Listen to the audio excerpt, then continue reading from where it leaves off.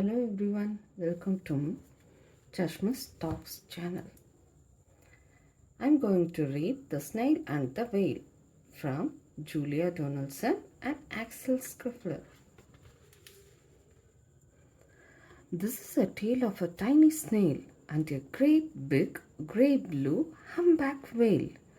This is a rock as black as soot, and this is a snail with an itchy foot. The sea snail slithered all over the rock and gazed at the sea and sipped the dog. And as she gazed, she sniffed and sighed. The sea is deep and the world is wide. How I long to snail, said the tiny snail.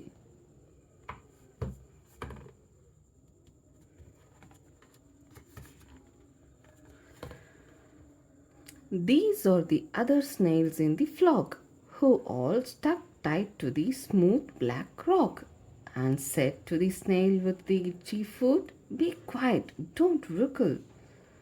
Sit still, stay put." But the tiny sea snail sighed and snuffed, then cried, "I have got it, I will hitch a lift." This is the trail of the tiny snail, a silvery trail that looped and curled and said, "Lift wanted around the world."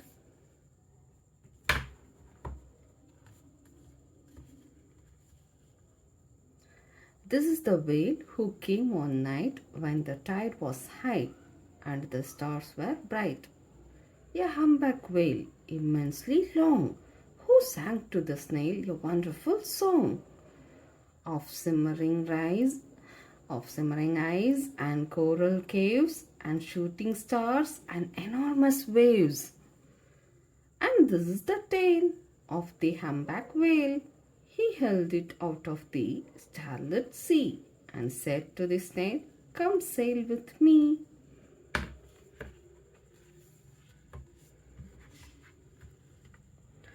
This is the sea so wild and free that carried the whale and the snail on his tail. Two towering icebergs and far-off lands.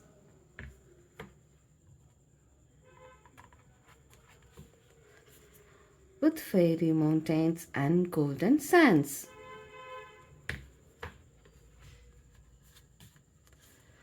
These are the waves that arched and crashed, that foamed and frolicked and sprayed and splashed the tiny snail on the tail of the whale.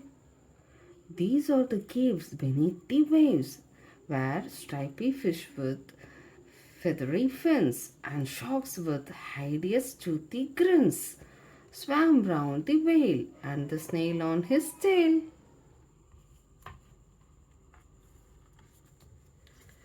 This is the sky, so vast and high, sometimes sunny and blue and warm, sometimes filled with a thunderstorm, with zigzag lightning flashing and frightening the tiny snail on the tail of the whale.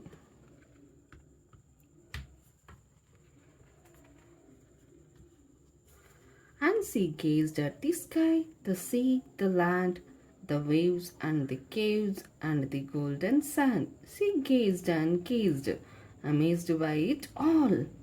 And she said to the world, "I feel so small."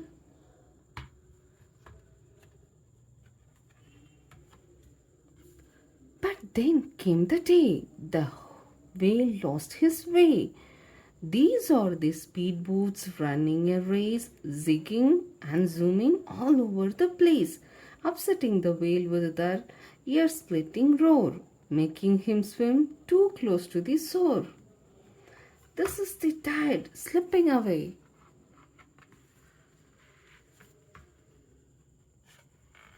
And this is the whale lying beached in a bay. "Quick, off the sand, back to sea," cried the snail. "I can't move on land, I'm too big," moaned the whale. The snail felt helpless and terribly small. "Then I have got it," she cried, and started to crawl. "I must not fail," said the tiny snail. This is the bell on the school in the bay, ringing the children in from their play.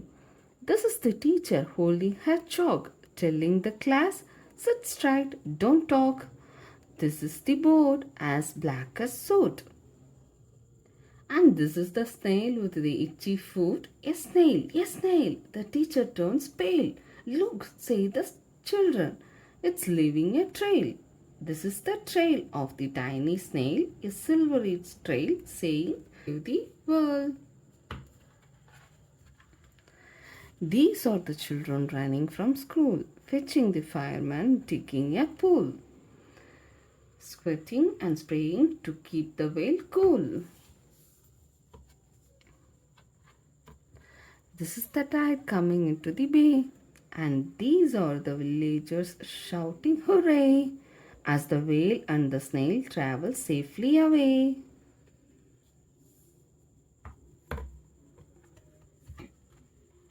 Back to the dog and the flock on the rock, who said, how time's flown, and have not you grown? And the whale and the snail told their wonderful tale of shimmering eyes and coral caves and shooting stars and enormous waves, and of how the snail, so small and frail, with her looping, curling, silvery trail, saved the life of the humpback whale. Then the humpback whale held out his tail, and on crawled snail after snail after snail.